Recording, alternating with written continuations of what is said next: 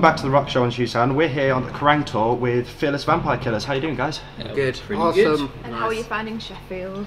Very cool. I love Sheffield actually.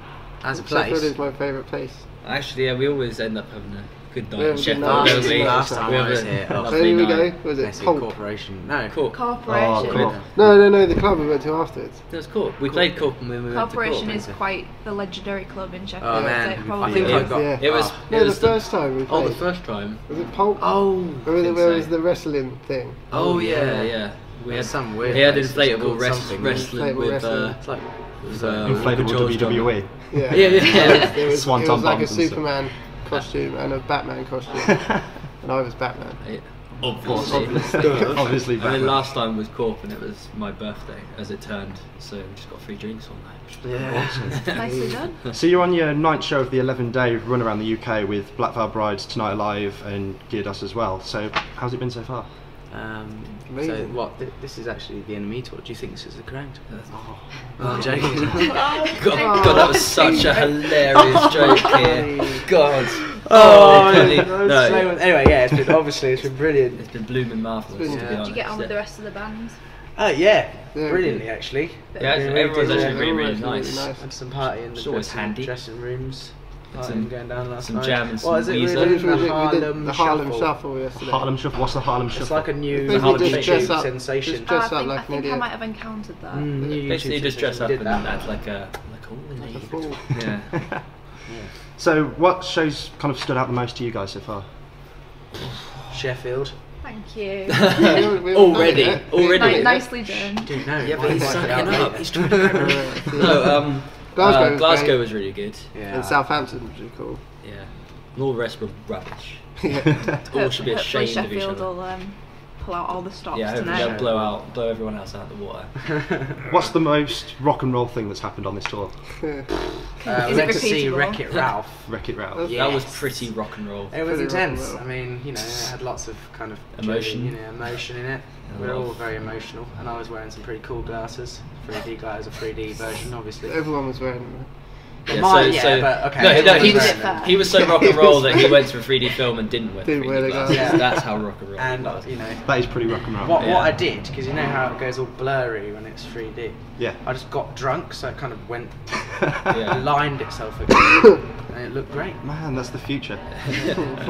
Now, you're named after a film by Roman Polanski, I believe. Well done. Did my research. Patronising. Oh, well done. Gold star. What is it about that film that influenced you to take its name? Well, it was. I can't really take massive amounts of credit for that because that was mainly Lawrence who kind of came up with it. When the band was named Fearless Vampire Killers, I was actually on holiday. And came home and was like, "You called our band what?" You didn't like it, did you? No, well, it was alright, but I think I just went with it and I was like, I think, well, the name for one has always been something that stands apart because it either pisses people off or people really love it, so instantly divide opinion. And then the film itself, I think, obviously, visually we take a lot from the aesthetic of it. That kind of, all set in winter and the sort of the tone of the film as well. Yeah, because it's comedic, but with that sort of dark twist to it, which is very much what we try and do. We try and look pretentious, but have a sense of humour.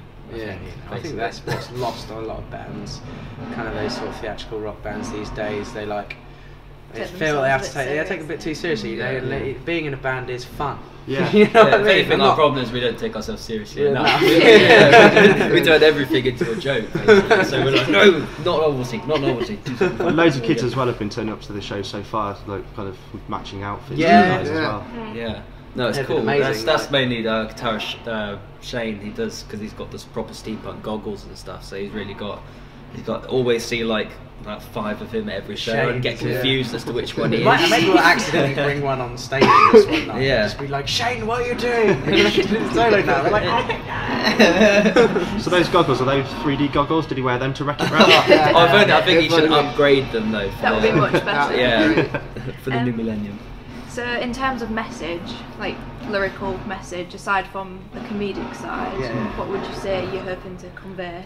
Well, it's a mixture of things that go on. I mean, Lawrence and Drew are the principal sort of lyrics to the songs, but for our new release, with actually exposition, Oh, we're actually No, that's that was the album, wasn't it? That's the album. Our Last new year, release yeah. that's now coming is the March 11th. March the 11th. Oh, my birthday. And, yeah, Yes. nice. Rock and roll. And We knew it, that's why. We actually twisted things around a little bit. We've all written a song each, because there's like 5 characters of the story, 5 band members, and all written songs. So, Awesome. I mean, generally with our songs we draw on personal experience as like the core of the sort of the songwriting, and then just kind of relate it to something that might be a little bit more fantastic. We weave it into a yarn. We weave it into a yarn. Yeah. It's like, I think all the best stories are kind of told that way, and like through metaphors and things like that. You know, like it's easier to kind of get. And they all share thematic sort of. They're like they're all basically from a bunch of losers singing about being losers. And kind of let's all be losers together. I like to think. But it's we've got that proper outsiders mentality. So it's just sticking to the normies basically. I think it's our song. Sticking to the normies. Good sentiment. And Andy from Black Pearl Brides has said that he wants to work with you guys in the future. Yeah. Oh yeah. So that's cool. It's gonna happen. Yeah. I don't know when. Yeah. But it is. No, we've got on really well, and like, I think he kind of, us and Black Veil Brides have had a very similar kind of start to our career. Like, we haven't had a massive amount of support from our peers because we're a bit different from kind of what's going on in the mainstream in rock. I think he kind of relates to that, and he's kind of seen in us kind of a lot of what they went through kind of when they first. Yeah. So, and he obviously, him and like Will Francis especially, they're all friends, and he's a close friend of ours. And kind of all clubbed together and got a little thing going. But yeah, he's been really cool. I'm sure we'll get some stuff going in the near future. Said it now, got to. Yeah, you've made a commitment. Yeah. So you played Download Festival last summer. Wow, how was that for you guys? That was incredible. That was insane. Yeah, that was like our first like big show. So we was all cacking it. Yeah. Beforehand, because we didn't know what was going to go on. Plus, also like before when we was announced to go on it, we got quite a bit of abuse from like metal fans. So we thought we'd just that be thought killed as soon as we got in there, but then it turned out it was a People wearing Lexus Machine Head, they're not happy. Yeah, well, I keep saying it's all these people that they were going on about our makeup, and we're obviously gay if we wear makeup. And I was like, alright, so who's your favourite band? Like Black Sabbath, so they never wear makeup. Yeah, He just Ozzy like Osbourne. kind of flounce around on stage like Ozzy Osbourne doesn't have a whiff of candle. No, like, okay, right, I haven't really thought that out, have you, mate? So, anyway, but luckily, most of those guys were watching Metallica when Yeah. started. Metallica were on like right after us. So most of the guys that would hate us were We just left with a nice little bundle. Well, that's really good. got into it. So It I was was really proud cool. as well, you know, like, considering we filled out our tent with like a lot of our people, there was a lot of new people, like a range of people as well. You wouldn't usually expect to kind of be at one of our shows normally, and they were enjoying it. So Awesome. So if you could describe Fearless Vampire Killers in 3 words, what would it be? Ooh, let's do one each then. I'll go drunk. Fumbling. Camp. So we've got drunk, fumbling, and camp. Sounds about right, doesn't it? Drunk fumbling. I'm certainly camp on stage. I'm like, hi guys, we're playing gig tonight, yeah. Oh god, I haven't got any sleeves on my either, so that makes me look a little bit more camp. Awesome. Cool. So thanks for talking to us, guys. Thank you very much. And I think we're actually going to go straight into one of your songs. So would you like to pick one of your songs and introduce it to everyone? Which song? Well, we probably should do our new tune. Oh, we should do our new one, yeah. Which should be The Prince, Diamond Dust and Crimson Rain, which is off Exposition, which is released on the 11th of March. And everyone should purchase it. Buy it, guys. Purchase it, so we have some money, It's a please. very reasonable price, and we're all destitute and poor. Me to eat.